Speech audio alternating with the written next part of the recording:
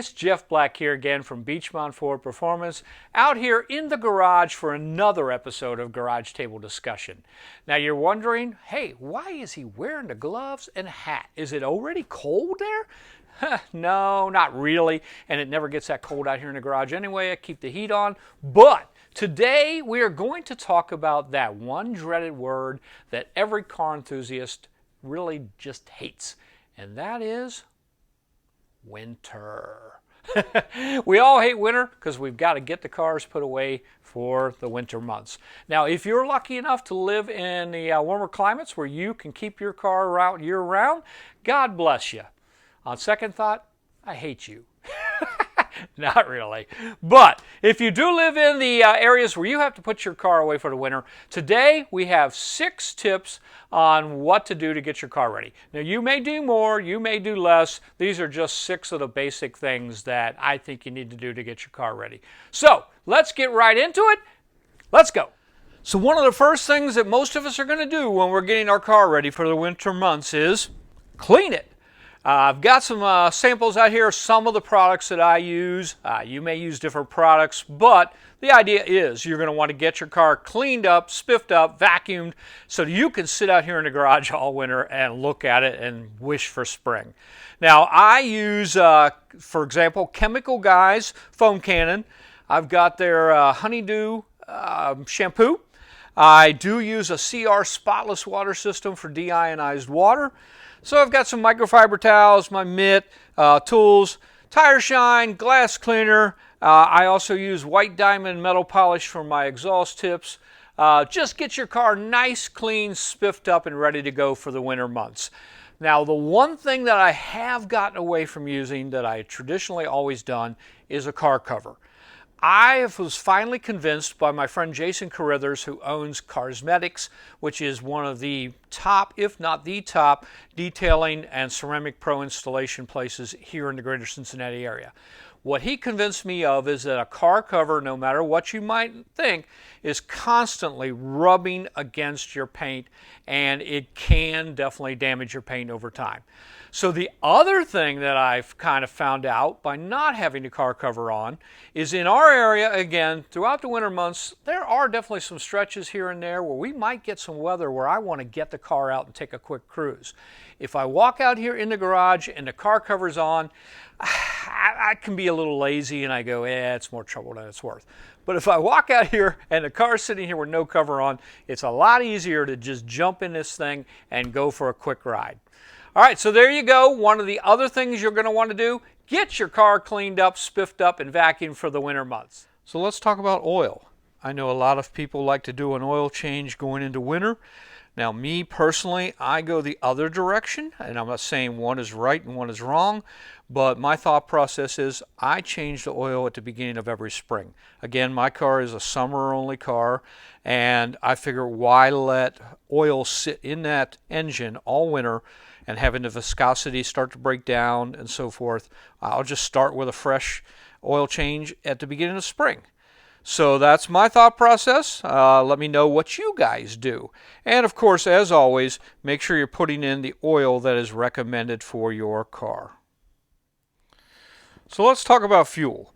So coming into the winter months, I always like to put a fresh tank of 93 octane in the White Knight. And the other thing you're going to want to consider is putting some fuel stabilizer in the tank. Now on the more modern Fords, you're going to find that you have your capless easy fuel setup here. And to get your stabilizer in there, you're going to need this nice little funnel that is provided with your car. You're going to simply slide it right on down in there, and as simple as that, you can put your stabilizer in. The other thing it's great for is if you were to ever run out of gas and you needed to fill the tank with a traditional gas can, that's how you're going to be able to do it.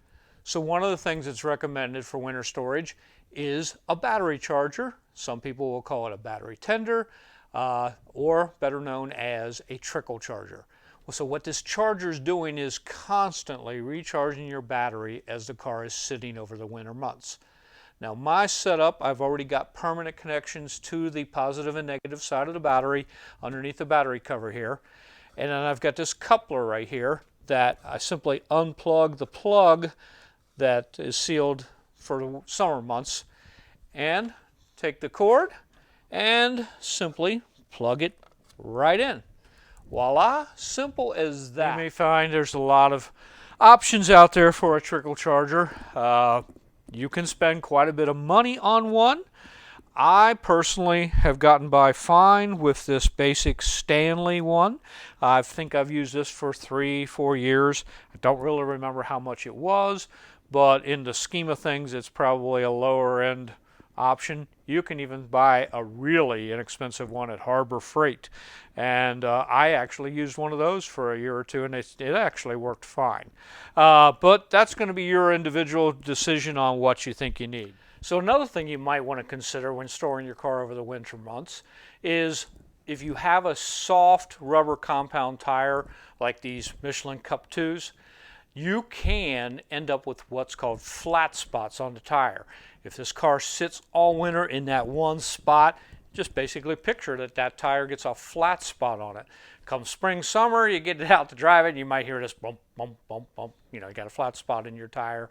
Going to have to probably buy new tires. So there are several ways you could try to avoid that. Now, this may not be the most perfect solution here, but it tends to work for me because, for one thing, in the greater Cincinnati area here where I live, we don't really get what I would consider extremely bad winters most of the time. So even through the month of December, a lot of times there might be good days where I might go ahead and get the car out. So what I like about these is that they're quick to get right back out. I have the Steeda jacking rails on the car, put the floor jack on this side, jack it up. I can take both of these off the tires real quick, go around to the other side. So these simply slide under there. The tire comes down and fits into this well. These are pretty inexpensive options. They make a more expensive option, has like a hydraulic lift on it. You hit with your foot and it collapses and lifts the tire off of the ground. Race Ramps makes basically a styrofoam block that you're going to jack up, put the wheel in, and it's got the shape of the wheel, and it just sits down in there. So there's several different options if you want to try to avoid flat spots for the winter. So the last thing I'm going to talk about today may very well be the most important thing that a car enthusiast will want to do for the winter months. And that is have one of these. A nice chair or a stool, because you're probably going to want to be sitting here doing this throughout the winter as you think about the things you're going to want to do come springtime. What can I do to this thing? Well, there you have it, guys. My quick 6, hey, that's actually pretty good. My quick 6 tips on how to get your car ready for winter. All right, and like I said, you may do more, you may do less, but these tips here, right, I just think those are some of the basic things you need to do. All right, that's it for today's episode. I want to thank you, as always, for watching Garage Table Discussions, and I appreciate you guys with all my heart, and I hope you enjoy these videos.